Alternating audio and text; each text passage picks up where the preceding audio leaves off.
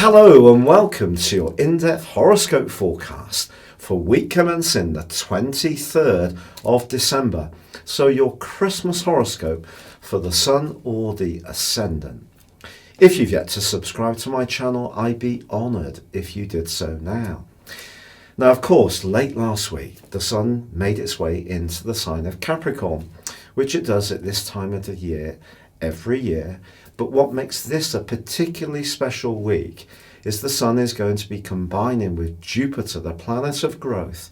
And on Thursday, we have a solar eclipse in conjunction with Jupiter, and both are also angling brilliantly to Uranus, the planet of surprises, the planet of innovation in the sign of Taurus. So this can be quite a week. It can be a week where we can start to crystallize ideas that we've had in a more tangible way, or perhaps we're going to bring in more innovation and fresh approaches. But I do feel, because of the Capricornian energy, this could be a time when we manifest something that's potentially been really limited through the energy of Saturn over the last couple of years, but principally over the last 6 or 7 months as it's inched closer to Pluto. Now, of course, they are, as this month comes to a close, getting much tighter together. In fact, it's going to be 1 degree by the end of this week. And so in some ways that is going to be potentially popping the rivets on some issues. But I think Jupiter could be a game changer here. It's bringing a sense of expansion. Okay, it's in full in the sign of Capricorn. But I think what it does is it moderates the restrictive energies of Saturn, because Jupiter's expansive, but the Capricorn energy makes Jupiter more sensible. So we get an earthier approach to what we want to expand upon.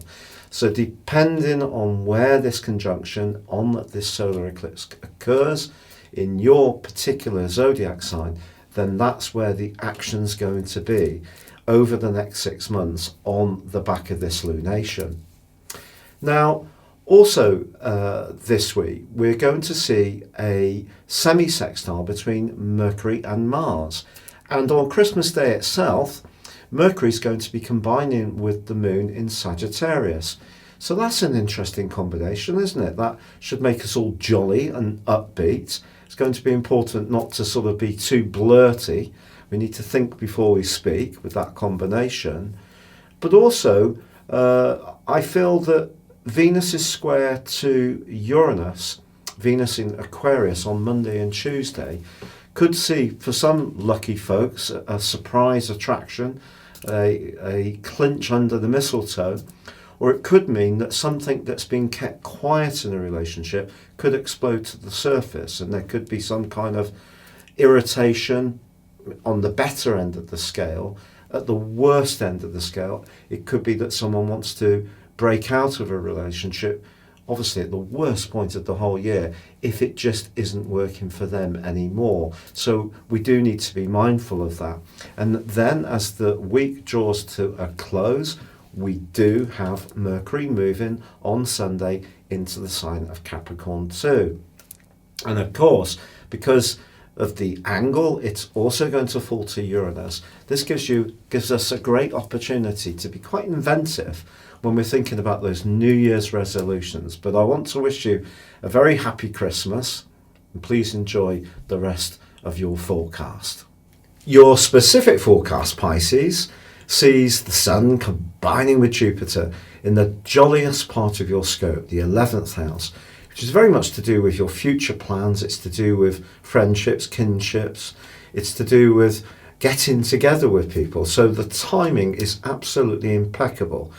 And because it's the first time this combination has occurred for 12 years, and because Saturn and Pluto have probably been quite bruising for you around friendships and fraternity over the last 6 months particularly, if there have been people who've gone out of your world, this is a great opportunity to meet and greet and mix and mingle with new people who can bring a sense of healing, recovery and positivity to your future hopes and plans.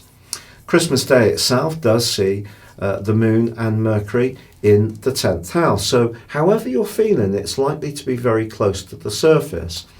It's possible that there's some kind of communication with someone from your past on Monday and Tuesday, which could surprise but equally delight you or possibly alarm you. It just depends on your unique situation. But once Mercury moves on Sunday into your 11th house, this really gives you the absolute green flag to go for it on the New Year's celebrations. So I do feel that the direction of travel for you is very positive generally this week. It's been a real pleasure being with you. If you'd like to go beyond your zodiac sign and discover what 2020 will hold for you based on your personal birth data of time, date and place of birth, please see the link beneath this video. You can get the rest of this year free and 30% off. But for now, good luck and goodbye.